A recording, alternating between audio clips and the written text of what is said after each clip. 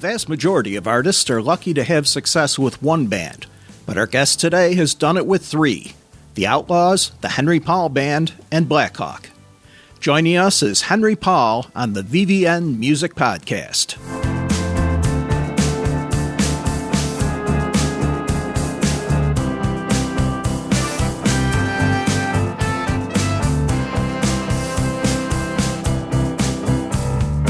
Hi, and welcome to episode 23 of the VVN Music Podcast.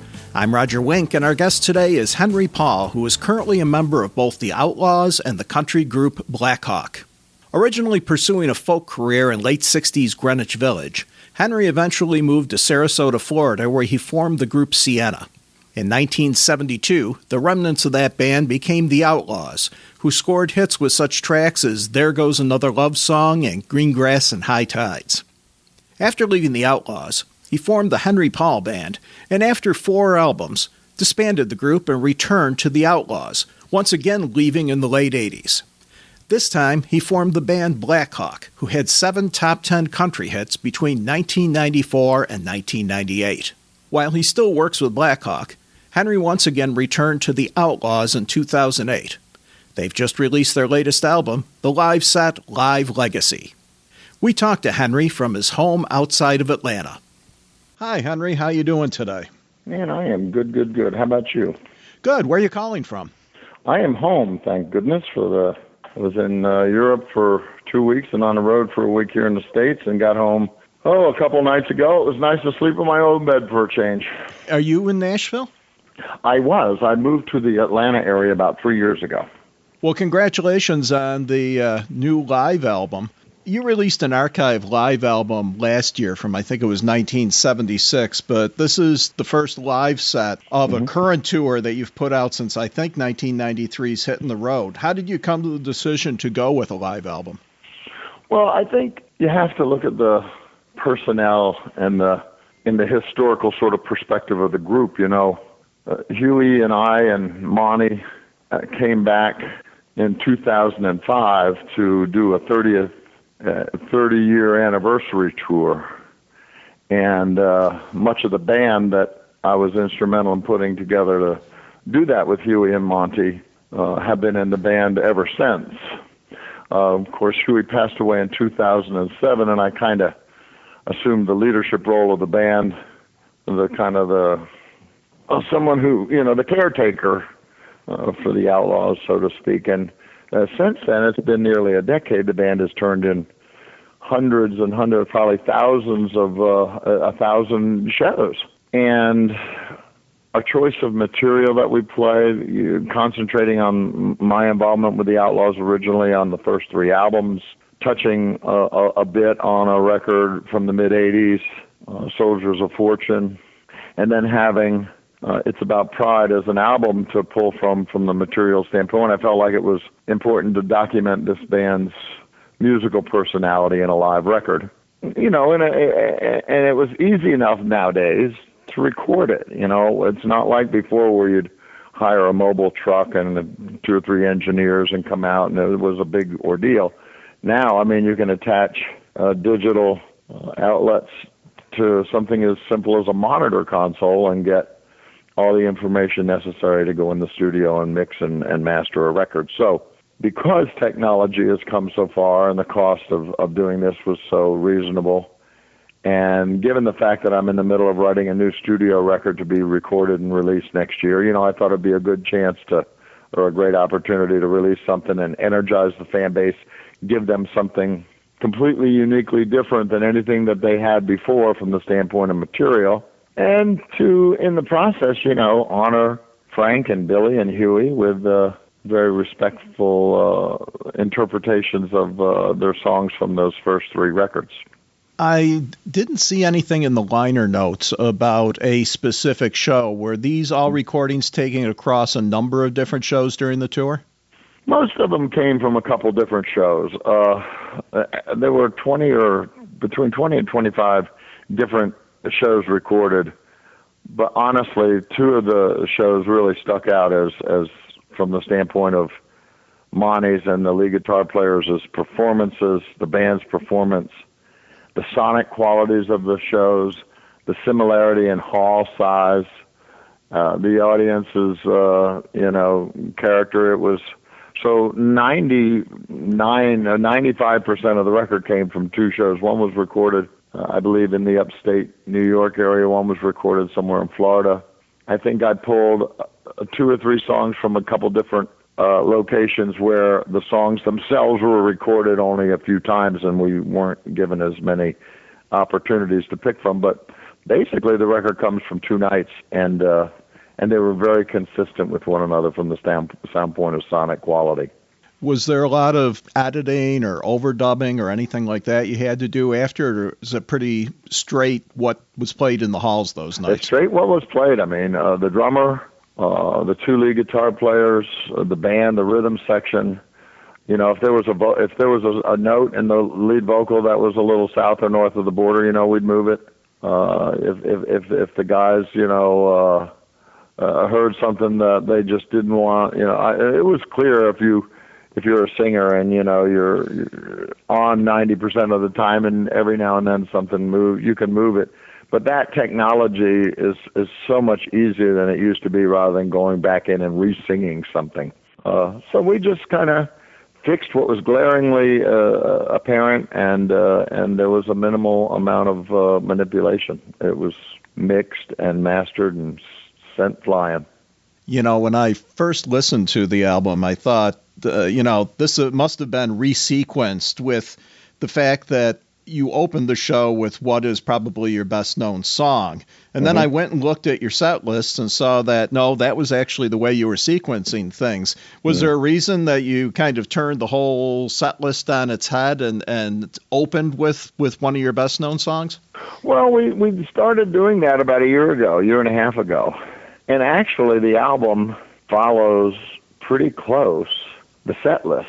It's enlarged because we don't do all those songs every night, so we did have to, make room for a few things. Cold Harbor, most notably, Girl from Ohio.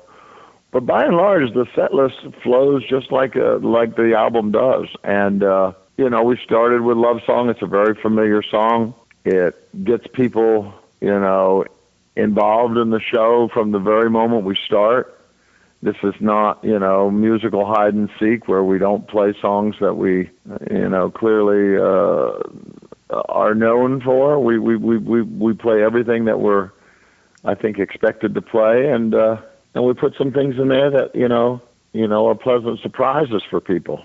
But basically, the record kind of follows the every night set list right through from start to finish.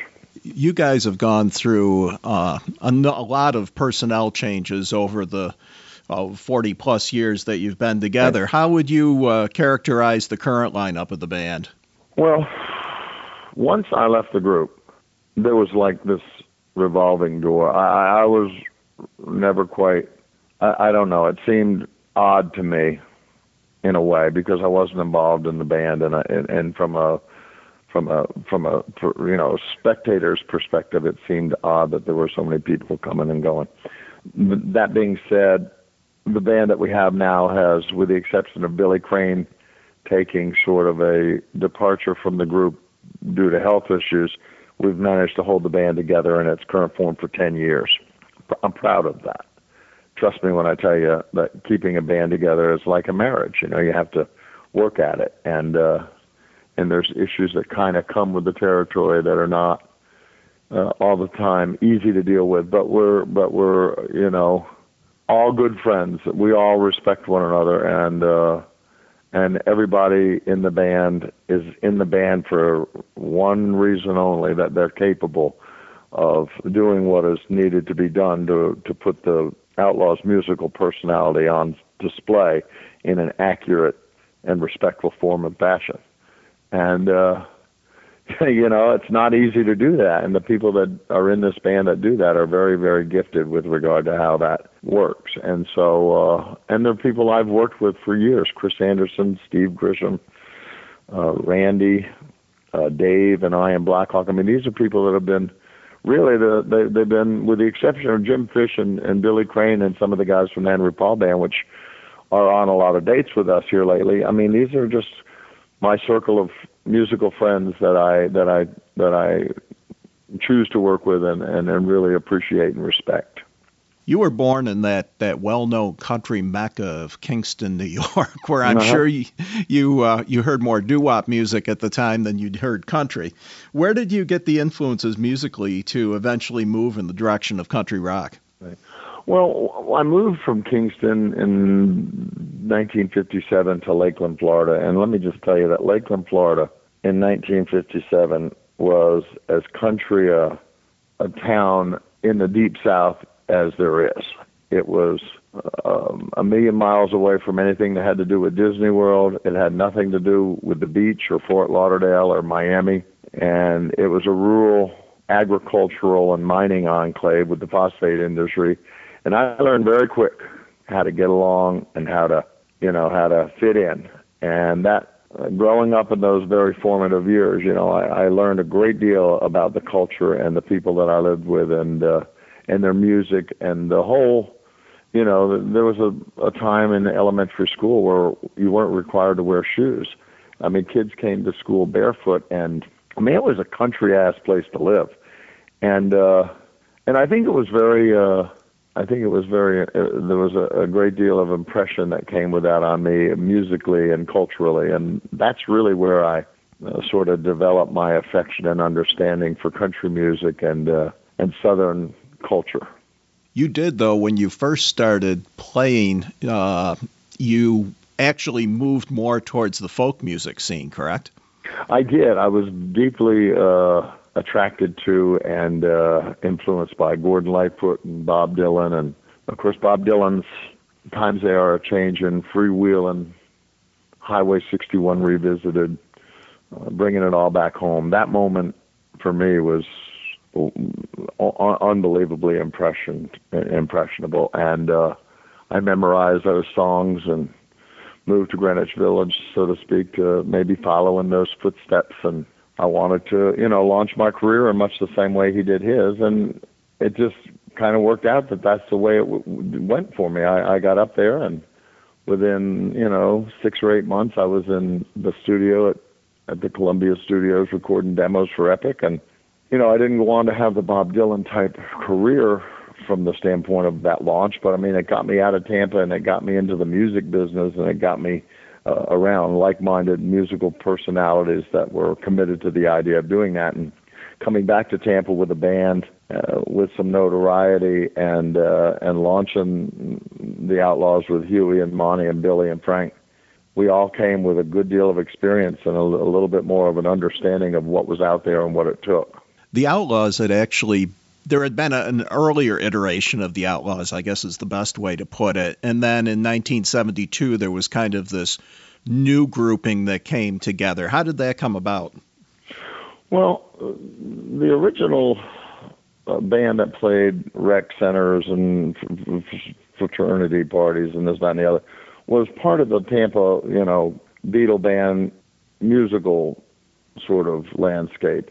The band broke up, and everybody went their separate ways, and a few years passed, and I brought a group, Sienna, back to Tampa, and Monty was the drummer in the band. The bass player left, Frank O'Keefe joined, the guitar player left, and Huey Thomason joined, and then Billy moved back. We were known as Sienna, and we were out working. We changed the name to the Outlaws to try and garnish a little bit more notoriety or work out of it. And I loved the name, and Billy came back from Colorado, and we worked as a local band to try and launch the Outlaws. Honestly, that's where the Outlaws were born. Whatever went on before that, I have no knowledge of, and I know that wasn't focused on a career move. It was more a high school, band personality that sort of fit into the then landscape of a number of popular groups. You were always kind of put in with the Southern rock sound, but you had a different sound in some ways. You used the multiple guitars, but you also did multi-part harmonies, which weren't really a landmark of Southern rock. How did that come about? Well, I think Huey and myself and Billy and Monty and Frank, we were all fans of the Buffalo Springfield and the Byrds. I think that early vocal groups, folk rock groups like that were very influential on the Outlaws. I think that the Eagles in the early 70s coming out and establishing a really, commercially appealing musical personality on the heels of the Flying Burrito Brothers and that kind of thing, which we were certainly aware of.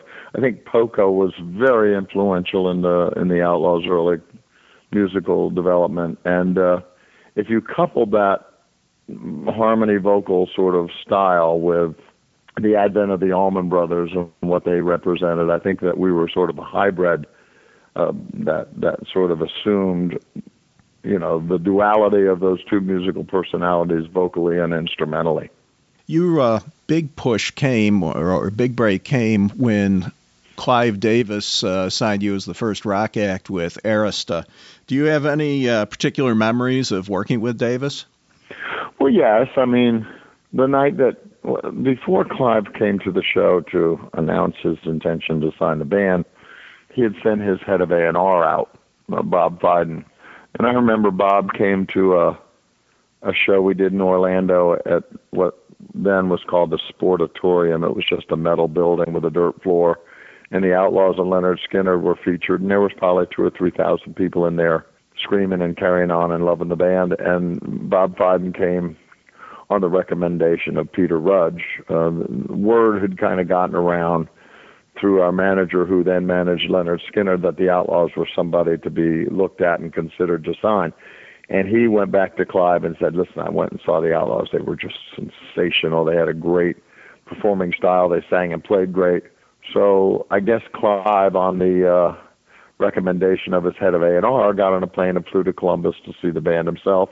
We turned in a good show that night in front of Leonard Skinner, and he came back to the dressing room and introduced himself. And we all knew who he was, obviously. I mean, the guy's kind of a household name, and we were pretty, starstruck, I would say, and appreciative of the fact that he was there. And when he announced his intention to sign the band, it was the actual realization of a dream. And it was an enormous and a very defining moment in my young career and the rest of the groups. And it was happy fun time then. You seem to have been, for lack of a better word, a pretty democratic band. Everyone had their chance out front and center, and you, it seems like you all split the songwriting. Well, I think there was some of that. There were three different musical architects, so to speak, not unlike the Buffalo Springfield, not unlike the Beatles. We gravitated towards that, but we all wanted a moment to write and record and say what we wanted to say, and in a way that we wanted to say it. And there was a great deal of overlap in that ability. Huey and I had a great deal in common with regard to our love for country music. Billy had a enormous talent as a singer, especially as a high harmony singer, and made the three-part harmony vocal equation really work.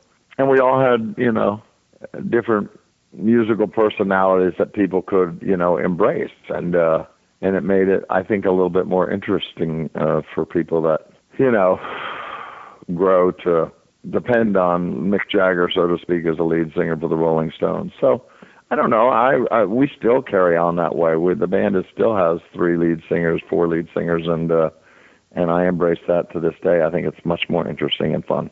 You left the band in, I believe it was 1977, after the third album, and started up the Henry Paul Band. Mm-hmm. Was that just kind of an urge on your part to go out and strike out on your own, or were there other situations? No, I was forced from the group. It was a very sad sort of moment in my musical career. I had invested quite a bit in the group of myself, and had put a good deal of effort in helping us get where we went. And I think once the success sort of situation set in, like a lot of other groups and that came before us, there was a push and pull and a tug and a struggle, and I wound up, being shown the door. It was at the time, it was very, very difficult and embarrassing, so to speak. I was, I didn't know how to explain how I could be forced from my own group, but in typical form and fashion, as it turns out, I went back to work and put a new group together and got a new record deal and got my own name out there, so to speak, and a lot of the fans of the band that loved what I did for the group, expressed their displeasure and their regrets and how that worked out. But that was a long time ago, and I'm not one to hold grudges. I certainly was too busy trying to put a new career together to sit and sulk and feel sorry for myself. I just let it go and moved on, and I understood that that's sometimes that's the way things happen, and I accepted it and tried to do what I could to fix the problem from the standpoint of my own ability. And I think going out and recording Grey Ghost was a very honorable and artistically strong sort of statement from the standpoint of having been, shown the door. And I'm sure the guys in the Outlaws were going, wow, Hank got a new record deal and he's got a damn good record out there, and what are we doing?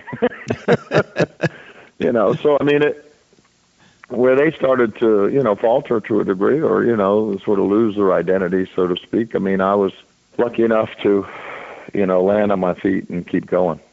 Well, obviously you did. I mean, you had success there. You came back to the Outlaws 2 different times, and then in I guess it was the early 90s, you started up Blackhawk. How did that come about? Well, our then manager lived in Nashville, and he suggested that Huey and I write with some writers up there, and I love to co-write, and I was pretty comfortable with the co-writing concept, and I started writing with Van Stevenson, and we had written a couple really good songs, and I went to Huey. I said, Flame, hey, we need to go meet these people and sit down and write some new songs with them and put some new songs together for the Outlaws. And country music was really taking a turn for the better, and the Outlaws were, out of style. And we were able to go out and work, but it was certainly a different time and a different set of circumstances. Yeah, I was going to ask, how different was it to cater to a more pure country fan base than it was to a rock? Well, with Blackhawk, we had an enormous success.